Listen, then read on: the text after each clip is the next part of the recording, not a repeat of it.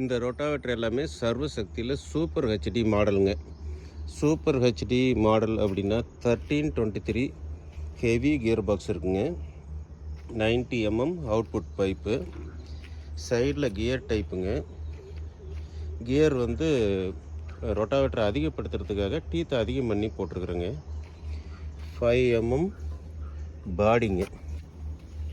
பிளேடுக்கு மேலே ஹை கிளியரன்ஸோட அதிக கேப்புங்க. ஹை கிளியரன்ஸோட அரை இன்ச்சிலிருந்து 1 இன்ச் வரைக்கும் ஃப்ளாஞ்ச் டயாவை பொறுத்து அதிகம் வருங்க.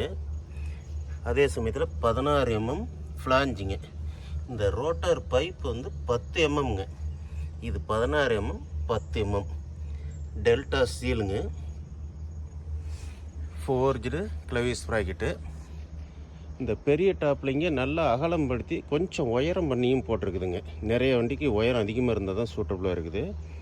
கொஞ்சம் அகலப்படுத்தி உயரம் பண்ணியும் போட்டிருக்குதுங்க. இந்த மாதிரி பைப்பு கிளாம்ப்லாம் ஃபோர்ஜிங்கில் பண்ணியிருக்குங்க. பாருங்கள், கேஸ்டிங் இதெல்லாம் கேஸ்டிங். இந்த இதெல்லாம் ஃபோர்ஜிங்கு 1323 கியர் பாக்ஸு. இதில் ஒரு இன்ஸ்பெக்ஷன் ஹோல் இருக்கும். அந்த 4 போல்ட்டை கழட்டினாக்கா உள்ளே வந்து கியர் பாக்ஸில் ஏதாவது சவுண்டு வருதோ அல்லது ஆயில் சர்வீஸ் பண்ணும்போது சௌரியமாக இருக்குங்க. போத் சைடு டெல்டா சீலுங்க. சைடு பிளேட் பாருங்கள், இந்த பக்கமும் 11 mmங்க. சாரி, இந்த பக்கமும் 12 mm.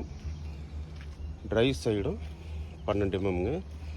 டூலுக்கு எடுத்துருவோம். பேக் டோர் 4 mm திக்னஸ் இருக்குங்க. ஸ்கொயர் டைப் பேக் டோருங்க. 4 ஸ்ப்ரிங்குங்க. 4 ஸ்ப்ரிங் மாடலுங்க. எண்டு பிளேட்டு நல்லா ஹெவியாக பண்ணியிருப்போம். ஸ்கொயர் டைப்பு இங்கே வெளியே எக்ஸ்டெண்ட் பண்ணி போட்டிருப்போம். மண் வெளியே வராதுங்க. நீங்கள் வந்து நார்மலாக இங்கே ஒரு ஃப்ளாப் போட்டு அடைப்பாங்க. அந்த மாதிரி ஃப்ளாப் போட்டு அடைக்கும்போது என்ன ஆகும்னா மண் வெளியே வராதுங்க. உள்ள ஓரத்தில் இருக்கிற பில்லு ஹவுசிங்கில் சுற்றி ஆயில் சீல் போயிருங்க. அதனால் அது மாதிரி போடக்கூடாதுங்க. அதுக்காக தான் இந்த மாதிரி பண்ணியிருக்கோம்.